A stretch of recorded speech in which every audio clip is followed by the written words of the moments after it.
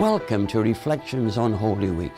We were reminded on Sunday that Jesus entered in triumph into Jerusalem, that the same people who hailed him as a king on Sunday would condemn him as a criminal within a few days, that we must not allow the praise of others to become the only motivation in our lives.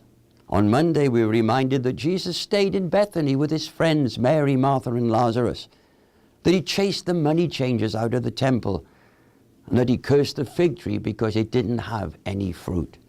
On Tuesday, Jesus and his disciples returned back to Jerusalem. They passed that withered fig tree, and he reminded them again of this very important truth: leaves without fruit are meaningless. On Wednesday, we were reminded about the importance of being thankful for true friends. We don't need many, but we all need some. What happened on Thursday? From Bethany, Jesus sent Peter and John ahead of him to the upper room in Jerusalem to make preparation for the Passover feast. It was there that Jesus washed the feet of his disciples. As they prepared to share in the Passover meal, Jesus performed this incredible act of humility, teaching us a lesson that we should be willing to love and serve one another, an example for us all.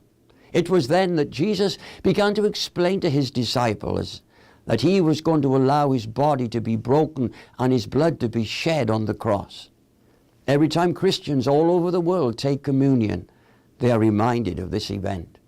Later, Jesus and his disciples left the upper room and they went to the Garden of Gethsemane, where Jesus prayed in so much agony to God his Father.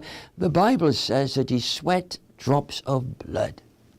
Later that evening in Gethsemane, Jesus was betrayed with a kiss by Judas Iscariot, one of his so-called disciples. Meanwhile, in the early morning, as the trial of Jesus was getting underway, Peter denied even knowing him. As we reflect on these events, when the real meaning of Easter was beginning to unfold, may we never deny or betray those we claim to love. Thank you for taking the time to be with me today.